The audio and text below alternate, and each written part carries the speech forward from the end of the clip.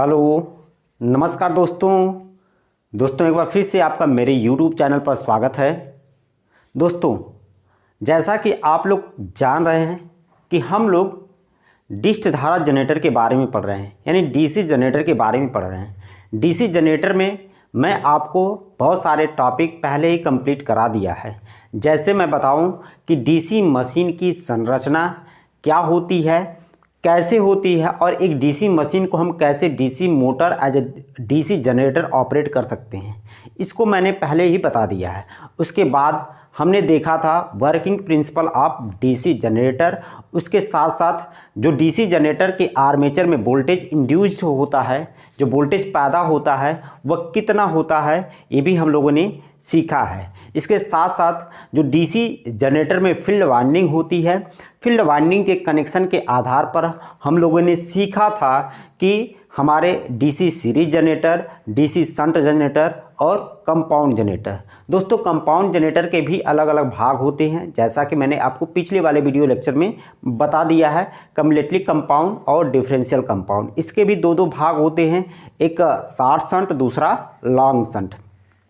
ये सभी टॉपिक पिछले वाले वीडियो में कंप्लीट करने के साथ साथ मैंने आपको आर्मेचर रिएक्शन का पूरा टॉपिक कंप्लीट कराया था। दोस्तों, आज डीसी जनरेटर से एक महत्वपूर्ण और इम्पॉर्टेंट टॉपिक मैं आपको बताऊंगा, जिसको हम लोग कहते हैं डिस्ट धारा जनित्र के अभिलक्षण, यानी डीसी जो है, यहाँ पर हम लोग देखेंगे डिस्ट धारा जनित्र के अभिलक्षण यानी कैरेक्टरिस्टिक्स ऑफ डीसी जनरेटर।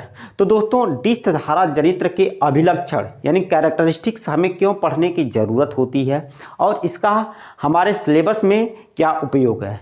तो दोस्तों, मैं आपको बताना चाहूँगा कि जो डीसी जनरेटर होते हैं यह अलग अलग टाइप के होते हैं। जैसा कि आप जानते हैं, हमारे डीसी सीरीज जनरेटर होता है, डीसी शंट जनरेटर होते हैं, कंपाउंड जनरेटर होता है। कंपाउंड में भी हमारे डिफरेंशियल कंपाउंड और कम्युलेटली कंपाउंड होते हैं। तो दोस्तों, यह डिस्ट धारा जनरेटर जो भी होते हैं वह प्रत्येक जनरेटर किसी एक पर्टिकुलर काम के लिए डिज़ाइन किए जाते हैं, यानी हर जनरेटर का काम अलग अलग होता है। ऐसा नहीं कि आप जो है एक ही जनरेटर से हर तरह के काम ले सकें। तो इस तरह से उपयोगिता के आधार पर हम लोग अलग अलग डिस्ट धारा जनरेटर को बनाते हैं। तो हम लोग कौन से जनरेटर का कहाँ प्रयोग करेंगे, इसके लिए डिस्ट धारा जनित्र के अभिलक्षण यानी उसकी जो कैरेक्टरिस्टिक्स है उसको हमें पता होना चाहिए। इसको और मैं आसान शब्दों में आपको बताना चाहूँगा दोस्तों कि कैरेक्टरिस्टिक्स का मतलब क्या होता है। डीसी धारा जनित्र के हमको गुणधर्म के बारे में देखना है, उसकी प्रॉपर्टी के बारे में देखना है कि वह कैसे काम करता है। जैसे मैं आपको बताऊं कि अगर आप बचपन यानी आपका जब बचपना रहा होगा तो उस समय आपका क्या व्यवहार रहा है, आप अपने आप से पूछिए। फिर उसके बाद थोड़े आप जब बड़े हुए तो उस समय आपके व्यवहार में कुछ चेंज हुआ कि नहीं हुआ। फिर आप जो है थोड़ा और बड़े हुए तो आपके व्यवहार यानी आपके गुणधर्म यानी आपकी जो कैरेक्टरिस्टिक्स है वह समय के साथ साथ जो है बदलती चली गई। उसी प्रकार दोस्तों, डिस्ट धारा जनित्र एक प्रकार की मशीन है, इसमें भी हमें कैरेक्टरिस्टिक्स देखने की ज़रूरत पड़ती है। और ये कैरेक्टरिस्टिक्स हम लोग किसके किसके बीच में देखते हैं भाई। वोल्टेज हो सकता है, करंट हो सकता है, जो डिस्ट धारा जनित्र में वोल्टेज पैदा होता है, उन सभी को रिलेट करते हुए हम लोग इसके अभिलक्षण को देखेंगे। तो दोस्तों, अध्ययन के दृष्टिकोण से जो है हमारे डिस्ट धारा जनित्र के मुख्य रूप से 3 प्रकार के अभिलक्षण होते हैं। मैं आपको बताना चाहूँगा, सबसे पहला होता है नो लोड कैरेक्टरिस्टिक्स। ध्यान देंगे आप, जो है हमारा पहला अभिलक्षण होता है, यहाँ पर आप लिख लीजिए, पहला अभिलक्षण होता है नो लोड कैरेक्टरिस्टिक्स, यानी बिना लोड के जब डिस्ट धारा जनित्र पर कोई लोड ना हो तो उस समय हम लोग जब डिस्ट धारा जनित्र के अभिलक्षण को खींचते हैं तो उसको हम लोग नो लोड कैरेक्टरिस्टिक्स कहते हैं। तो एक तो ये हो गया, और दूसरा दोस्तों होता है लोड कैरेक्टरिस्टिक्स। लोड कैरेक्टरिस्टिक्स भी हमारी 2 तरह की होती है, एक इंटरनल कैरेक्टरिस्टिक्स, दूसरा जो होता है एक्सटर्नल कैरेक्टरिस्टिक्स। यानी कुल मिला जुला के हमारे जो अभिलक्षण होते हैं वह 3 तरह के होते हैं। पहला नो लोड कैरेक्टरिस्टिक्स, दूसरा होता है इंटरनल कैरेक्टरिस्टिक्स और तीसरा जो होता है एक्सटर्नल कैरेक्टरिस्टिक्स। यानी इंटरनल कैरेक्टरिस्टिक्स को हम लोग कहते हैं आंतरिक अभिलक्षण। आंतरिक आंतरिक अभिलक्षण, और ये एक्सटर्नल कैरेक्टरिस्टिक्स को हम लोग कहते हैं बाह्य अभिलक्षण। तो दोस्तों ये आंतरिक अभिलक्षण और बाह्य अभिलक्षण क्या होते हैं यह भी मैं आपको बताना चाहूँगा कि जब हमारे डिस्क धारा जनित्र पर जो है हम लोग लोड लगाते हैं तो मशीन के अंदर यानी जनरेटर के अंदर जो आर्मेचर होता है, आर्मेचर में जो वोल्टेज पैदा होता है और जो आर्मेचर में करंट पैदा होती है, उस स्थिति को हम लोग देखते हैं। और यहीं पर हम लोग लोड लगाने के बाद ही जब एक्सटर्नल कैरेक्टरिस्टिक्स की हम लोग बात करते हैं तो जनरेटर के बाहर जब टर्मिनल पर हम लोग लोड लगाते हैं तो टर्मिनल पर जो वोल्टेज होता है और लोड में जो करंट बहती है, इसके बीच में हम लोग अभिलक्षण को देखते हैं। तो दोस्तों यहाँ आपको ध्यान देना है कि जो इंटरनल कैरेक्टरिस्टिक्स होता है इसको हम लोग आर्मेचर कैरेक्टरिस्टिक्स या टोटल कैरेक्टरिस्टिक्स के नाम से भी जानते हैं। वहीं पर हमारा जो एक्सटर्नल कैरेक्टरिस्टिक्स यानी जो बाह्य अभिलक्षण होता है उसको लोड कैरेक्टरिस्टिक्स या परफॉर्मेंस कैरेक्टरिस्टिक्स भी कहते हैं। ये बात आप जानते रहिएगा, क्योंकि एग्ज़ाम में कहीं ना कहीं आपको जब क्वेश्चन घुमाकर पूछा जाता है तो आपको एक्सटर्नल कैरेक्टरिस्टिक्स के जगह जो है परफॉर्मेंस कैरेक्टरिस्टिक दे देगा या लोड कैरेक्टरिस्टिक दे देगा। तो ये चीज़ें आपको पता होना चाहिए। इसके साथ साथ इन तीनों में क्या बेसिक डिफरेंस है वो मैं आपको बताना चाहूँगा। दोस्तों सबसे पहली बात कि हमारे जो नो लोड कैरेक्टरिस्टिक्स है यह हमारी खींची जाती है किसके किसके बीच में, नो लोड वोल्टेज और हमारे जो फील्ड करंट होती है इसके बीच में। तो ये सबसे पहले मैं आपको बताऊं कि नो लोड वोल्टेज और फील्ड करंट क्या होती है। उसके बाद आप देखिए जो हमारे इंटरनल कैरेक्टरिस्टिक्स होती है यह हमारे आर्मेचर के अक्रॉस जो वोल्टेज पैदा होती है और जो आर्मेचर में करंट बहती है उसके बीच में खींची जाती है। और जो एक्सटर्नल कैरेक्टरिस्टिक्स होती है वो हमारे टर्मिनल के अक्रॉस जो वोल्टेज होता है और लोड में जो करंट बहती है उसके अक्रॉस खींची जाती है। तो दोस्तों इन सभी को अच्छे से समझने के लिए मैं आपको सबसे पहले बता दूं कि यह ई नॉट क्या होता है, आई एफ क्या होता है, यह ई ए क्या होता है, आई ए क्या होता है और भी क्या होता है और आई एल क्या होता है। तो जैसा कि यहाँ पर आपको लिखा गया है ई नॉट जो होता है इसको हम लोग कहते हैं no load voltage, no load voltage कहते हैं। जब जनरेटर पर कोई लोड नहीं होता है तो उस समय जो वोल्टेज पैदा होता है उसको हम लोग नो लोड वोल्टेज कहते हैं। और ये क्या होती है, हमारी फील्ड करंट होती है। ये हमारी क्या होती है, फील्ड करंट होती है। ये क्या होता है, हमारा आर्मेचर के अक्रॉस वोल्टेज, आर्मेचर के अक्रॉस वोल्टेज, आर्मेचर वोल्टेज आप कह सकते हैं या इसी को आप कह सकते हैं जनरेटेड वोल्टेज भी कहते हैं। ये क्या है, आर्मेचर में बहने वाली करंट है, आर्मेचर में बहने वाली हमारी क्या है, करंट है। और ये क्या है भाई, लोड के अक्रॉस वोल्टेज है, लोड के अक्रॉस जो होता है वो वोल्टेज है। और ये क्या है, लोड में बहने वाली करंट है, लोड में बहने वाली करंट है। तो ये चीज़ें आपको पता होना चाहिए दोस्तों। ये सभी आपको कंफ्यूज करते हैं तो आपको कंफ्यूजन नहीं होना चाहिए। और ये किनके किनके बीच में संबंध बताते हैं ये भी आपको पता होना चाहिए। तो सबसे पहले हमारे जो नो लोड वोल्टेज होता है यह कैसे होता है मैं आपको बताना चाहूँगा। और आपको बताने के लिए यहाँ पर मैं आपको एक छोटी सी डीसी मशीन बनाऊँगा या डीसी जनरेटर बनाऊँगा जिसके माध्यम से आपको समझाने की कोशिश करूँगा। दोस्तों आप देखिएगा कि कोई भी डीसी हमारे पास मशीन है या डीसी जनरेटर है तो उसका जो बाहरी भाग होता है उसको हम लोग योक कहते हैं। और योक में ही हमारे क्या होते हैं, पोल बने होते हैं। जैसा कि मैं आपको दिखाना चाहूँगा कि ये हमारे क्या होते हैं, मैग्नेटिक पोल है। ऐसे आप बना सकते हैं, हमारे क्या है, मैग्नेटिक पोल है। दोस्तों थोड़ा सा यहाँ पर इंक सही ढंग से चल नहीं रहा है क्योंकि जो बोर्ड है वह थोड़ा गीला है, इसकी वजह से मार्कर सही नहीं चल पा रहा है, आप थोड़ा एडजस्ट करिएगा। यह हमारे क्या होते हैं, मैग्नेटिक पोल है। इसको हम लोग क्या कहते हैं, पोल कहते हैं। ये क्या है, हमारा पोल है। अब यहाँ पर क्या होता है दोस्तों, आप इसको अगर और अच्छे से बनाना चाहें तो आप कुछ इस तरह से बना सकते हैं। ये हमारे क्या है, मैग्नेटिक पोल है। बीच में हमारे क्या होते हैं, आर्मेचर होता है। यह हमारा क्या है, आर्मेचर है। और यह ब्रश की सहायता से सप्लाई हमारी क्या आती है, बाहर आती है। दोस्तों यहाँ पर आपके क्या होते हैं, शाफ्ट होता है, जिसकी वजह से हम लोग आर्मेचर को घुमाते हैं। तो दोस्तों ये आपकी पूरी एक क्या है, डीसी मशीन है या डीसी हमारे क्या है, जनरेटर है। अब इसमें आप देखिए जो है, जब ये पोल से जब फ्लक्स निकलेगा और इस आर्मेचर को हम लोग प्राइम मूवर की सहायता से घुमाते हैं तो फैराडे के नियम के अनुसार इस आर्मेचर में क्या होता है, वोल्टेज पैदा होता है। और इस वोल्टेज को हम लोग ब्रश की सहायता से ये बाहर भेजते हैं। और यहाँ पर जो वोल्टेज आपको मिलता है उसी को हम लोग कहते हैं नो लोड वोल्टेज। यानी यहाँ पर जो वोल्टेज है अभी इसको हम लोग क्या कहते हैं, नो लोड वोल्टेज। इसको E0 से हम लोग क्या करते हैं, प्रदर्शित करते हैं। यानी नो लोड वोल्टेज का मतलब इस दोनों टर्मिनल पर कोई लोड नहीं लगाया गया है। जब दोनों टर्मिनल पर कोई लोड नहीं लगाया जाता है तो उस समय इन टर्मिनलों के अक्रॉस जो वोल्टेज होता है उसको हम लोग नो लोड वोल्टेज कहते हैं। तो दोस्तों आप ध्यान देंगे, यह नो लोड वोल्टेज और हमारी दूसरी क्या होती है, फील्ड करंट। ये फील्ड करंट क्या होती है भाई, ये मैग्नेटिक जो आपको पोल दिख रहा है इस पर हम लोग क्या करते हैं, फील्ड वार्निंग करते हैं। इस तरह से हम लोग क्या करते हैं, इस पर फील्ड वार्निंग करते हैं। और इसी फील्ड वार्निंग को हम लोग क्या करते हैं, डीसी सप्लाई से जोड़ते हैं दोस्तों। और फील्ड वार्निंग को डीसी सप्लाई से जोड़ने की प्रक्रिया को ही हम लोग क्या कहते हैं, एक्साइटेशन कहते हैं। यहाँ से देखिए यह माइनस और प्लस, यहाँ से हमने डीसी सप्लाई से फील्ड वार्निंग को जोड़ दिया और यह हमारी क्या होती है, फील्ड वार्निंग होती है। यह क्या है, हमारी फील्ड वार्निंग है।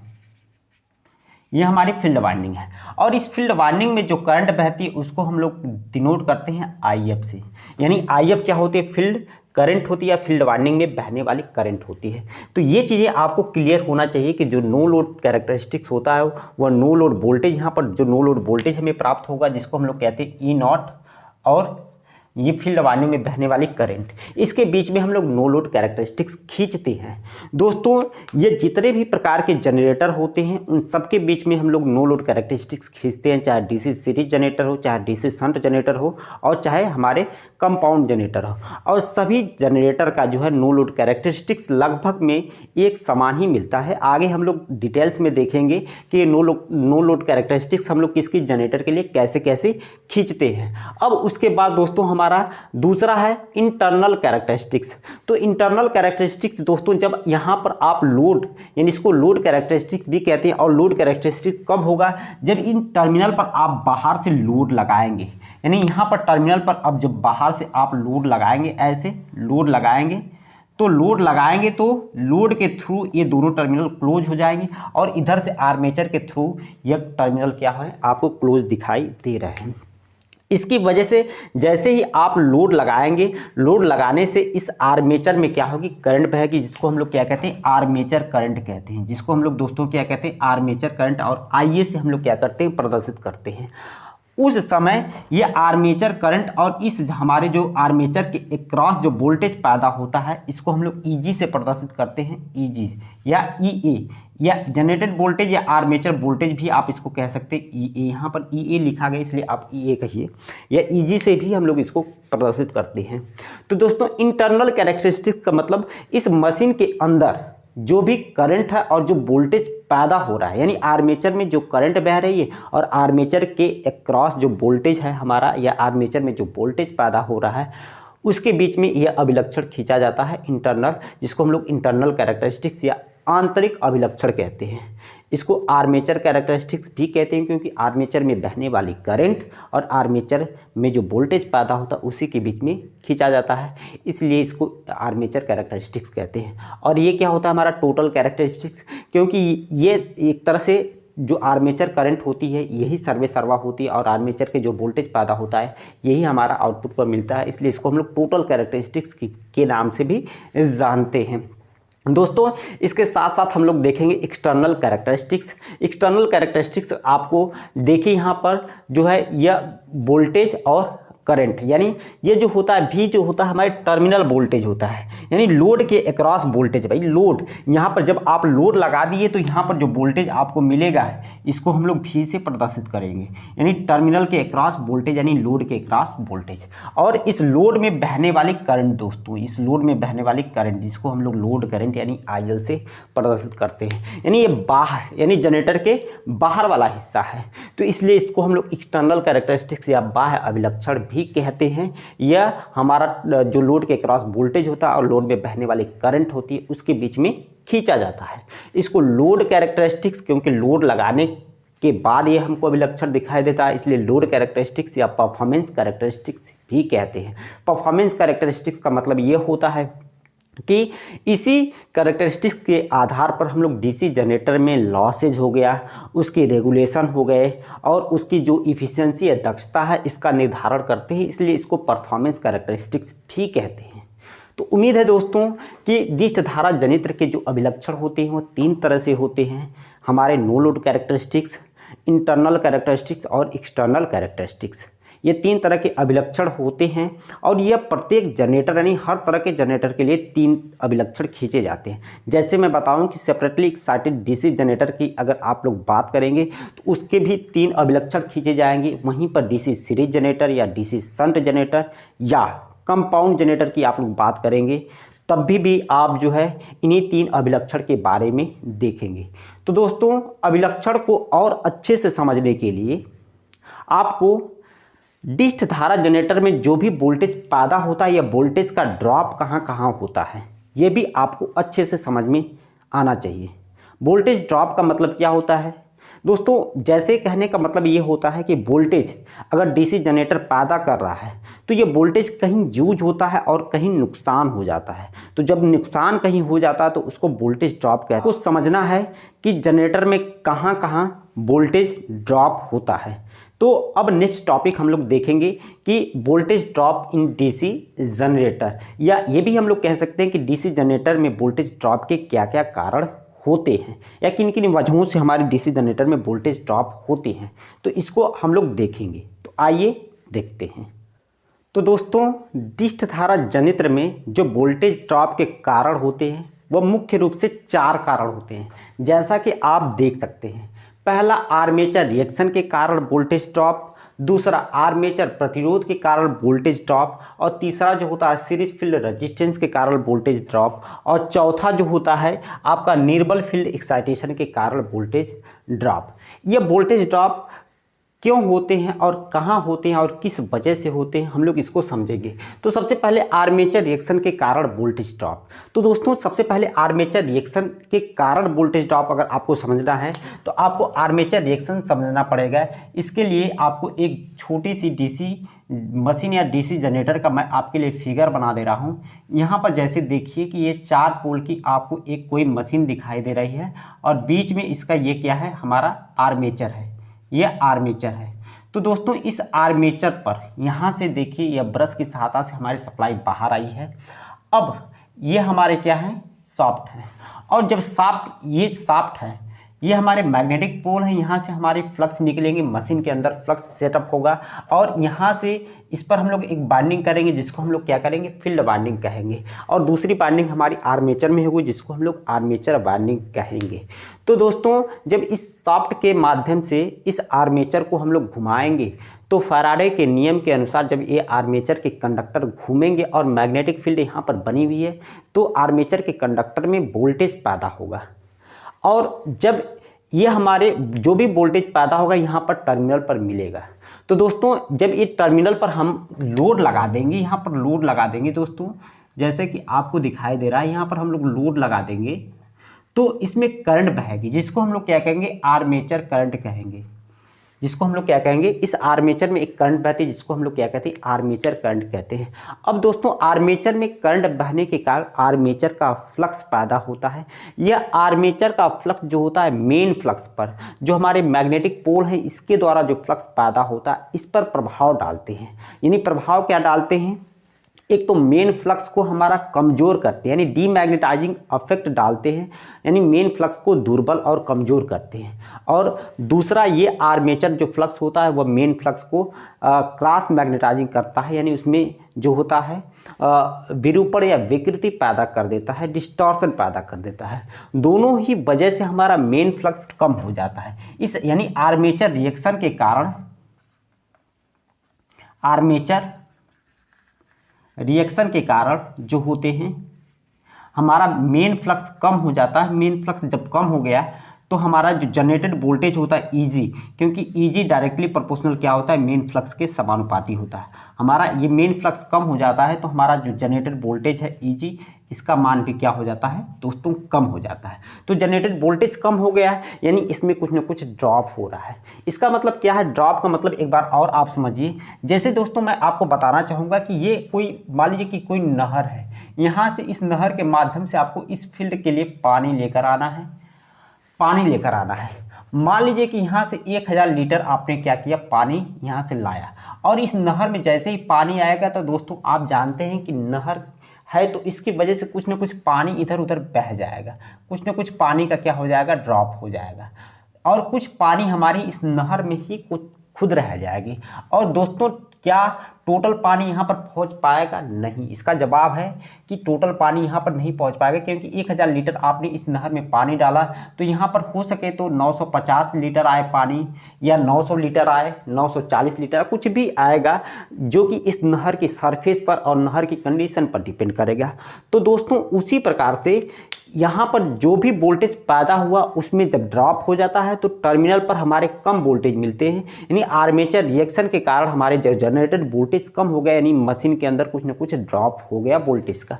इसी को हम लोग कहते हैं आर्मेचर रिएक्शन के कारण वोल्टेज ड्रॉप, जो कि हमारे वोल्टेज ड्रॉप आर्मेचर रिएक्शन के कारण होती है और ये लोड के समानुपाती होती है। तो सबसे पहला ही आपको जवाब ये होना चाहिए कि जो हमारे आर्मेचर रिएक्शन होती है वो लोड लगाने के कारण होती है। आप लोड नहीं लगाएंगे तो आर्मेचर रिएक्शन नहीं होती है। तो यहाँ पर लोड लगाएंगे जिसकी वजह से आर्मेचर रिएक्शन होगा। और आर्मेचर रिएक्शन होता क्या है, एक बार मैं फिर से आपको बताना चाहूँगा कि आर्मेचर के फ्लक्स का मेन फ्लक्स पर जो प्रभाव होता है उसको आर्मेचर रिएक्शन कहते हैं, जिसके कारण हमारा जो जनरेटेड वोल्टेज है वह कम हो जाता है। आर्मेचर रिएक्शन के दो प्रभाव होते हैं, एक डीमैग्नेटाइजिंग अफेक्ट, दूसरा क्रॉस मैग्नेटाइजिंग अफेक्ट।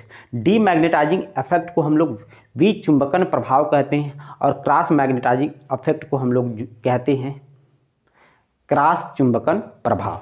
तो दोस्तों ये पहला वोल्टेज ड्रॉप हो रहा है आर्मेचर रिएक्शन के कारण। क्योंकि मशीन में आर्मेचर रिएक्शन होती है तो उसको हम लोग कंपनसेट भी कर लेते हैं, इसकी क्षतिपूर्ति भी कर लेते हैं अलग अलग तरीक़ों से। सबसे पहला तरीका यह होता है कि हम लोग इंटरपोल का प्रयोग करते हैं। दूसरा तरीका होता है कंपनसेटिंग वार्निंग करते हैं। तीसरा तरीका होता है कि मैग्नेटिक जो पोल होते हैं उस पर एक्स्ट्रा एम्पियर टर्न लगाते हैं। तो कई तरीके से हम लोग आर्मेचर रिएक्शन के कारण जो वोल्टेज ड्रॉप हो रहा है यानी आर्मेचर रिएक्शन के प्रभाव को हम लोग ख़त्म कर देते हैं।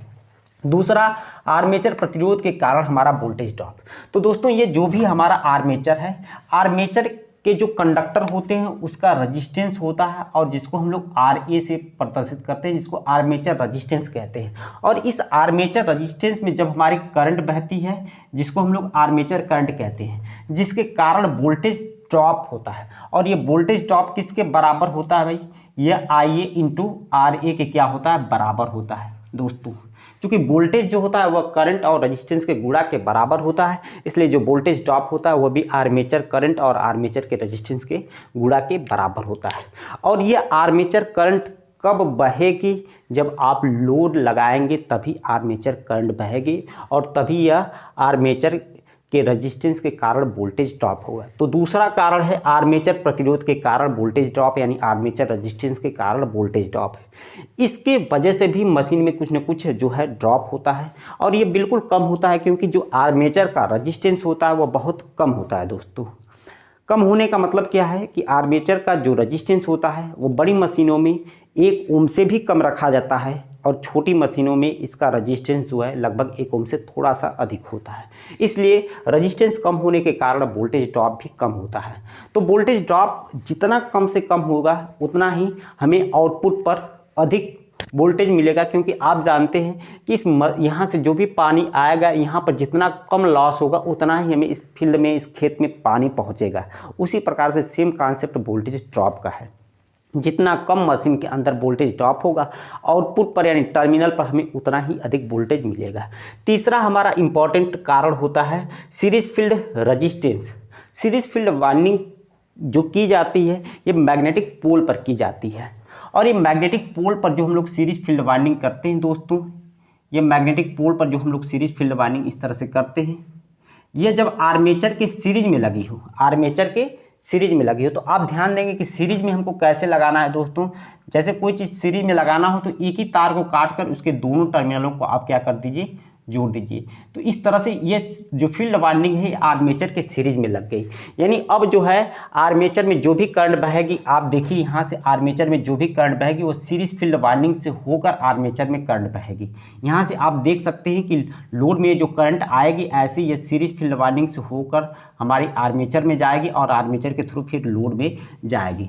तो दोस्तों ये हमारी क्या होती है, ये सीरीज फील्ड वाइंडिंग चूँकि लोड के सीरीज में लगी होती है, और जब लोड लगाते हैं तो आर्मेचर करंट बहती है, जिसकी वजह से सीरीज फील्ड वाइंडिंग में भी हमारी क्या होती है, हमारा वोल्टेज ड्रॉप होता है। तो ये भी ध्यान देंगे कि सीरीज फील्ड वाइंडिंग के कारण भी हमारा क्या होता है, वोल्टेज ड्रॉप होता है, और ये भी क्या होता है, कम ही होता है। क्योंकि जो सीरीज फील्ड वाइंडिंग हम लोग बनाते हैं, जो हमारी सीरीज फील्ड वाइंडिंग होती है दोस्तों, ये फील्ड वाइंडिंग है, इस अगर आर्मेचर के सीरीज में लगी हो तो इसको सीरीज फील्ड वाइंडिंग कहते हैं। और जो सीरीज फील्ड वाइंडिंग होती है, आप ध्यान देंगे सीरीज जो हमारी फील्ड वाइंडिंग होती है, इसको हम लोग बनाते हैं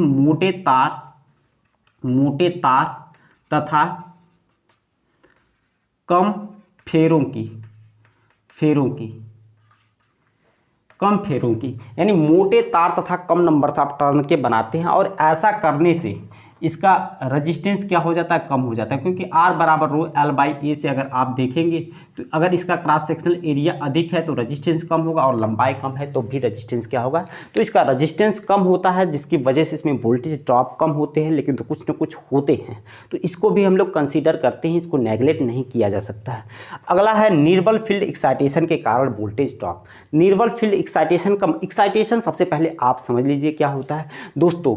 ये जो हमारी फील्ड वाइंडिंग है, अगर इसी को हम लोग अलग से डीसी सोर्स के द्वारा जोड़ दें, यानी फील्ड वाइंडिंग को अगर आप ध्यान देंगे तो यह जो हमारी फील्ड वाइंडिंग है, इसको अगर हम लोग अलग से डीसी सप्लाई के द्वारा जोड़ दें, और कैसे जोड़ेंगे, हम देखिए यहाँ से दो तार आया हमारे डीसी फील्ड वाइंडिंग का, और यहाँ से हम लोग क्या करेंगे, एक बैटरी के द्वारा आप लोग जो है ऐसे कनेक्शन इसका कर दे फील्ड वाइंडिंग का।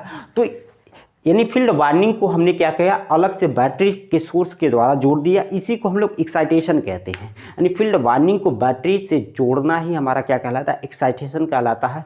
और एक्साइटेशन अगर निर्बल है यानी कमज़ोर है, कमज़ोर का मतलब जितना इस मशीन के अंदर एक्साइटेशन होना चाहिए उससे कम है, तब मशीन में जो होता है जितना वोल्टेज पैदा होना चाहिए उतना वोल्टेज पैदा नहीं होगा। क्योंकि एक्साइटेशन अगर कम होगा तो इस फील्ड वाइंडिंग में बहने वाली करंट का मान कम होगा, और जब फील्ड वाइंडिंग में बहने वाली करंट का मान कम होगा तो इससे निकलने वाला फ्लक्स है जो वो भी क्या होगा, कम होगा। और जब फ्लक्स कम होगा तो हमारा जो जनरेटेड वोल्टेज है वो भी क्या होगा भाई, फ्लक्स कम होगा तो जनरेटेड वोल्टेज भी हमारा कम होगा। और जनरेटेड वोल्टेज कम होने का कारण भी होता है हमारा दुर्बल फील्ड एक्साइटेशन। तो उम्मीद है दोस्तों कि आपको ये पता लग गया होगा कि डीसी जनरेटर में मुख्य रूप से 4 प्रकार के हमारे क्या होते हैं, वोल्टेज ड्रॉप के कारण होते हैं। पहला आर्मेचर रिएक्शन के कारण वोल्टेज ड्रॉप होता है, दूसरा आर्मेचर प्रतिरोध के कारण वोल्टेज ड्रॉप होता है, तीसरा सीरीज फील्ड रेजिस्टेंस के कारण वोल्टेज ड्रॉप होता है, चौथा निर्बल फील्ड एक्साइटेशन के कारण वोल्टेज ड्रॉप होता है। इसके बाद मैं आपको अलग अलग जनरेटर के जो हमारे कैरेक्टरिस्टिक्स है उसको मैं बताऊंगा। जैसे डीसी सेपरेटली एक्साइटेड जो हमारे डीसी जनरेटर होते हैं उसकी अभिलक्षण, उसकी कैरेक्टरिस्टिक्स हम लोग तीनों प्रकार के अभिलक्षण देखेंगे, no load characteristics, internal characteristics और एक्सटर्नल कैरेक्टरिस्टिक्स। उसी प्रकार से हम लोग DC series generator, DC shunt generator और कंपाउंड जनरेटर के भी कैरेक्टरिस्टिक्स अलग अलग देखेंगे। तो आज के लिए इतना ही दोस्तों। अगर वीडियो आपको पसंद आए, समझ में आए तो चैनल को लाइक और सब्सक्राइब करिए। थैंक यू, धन्यवाद।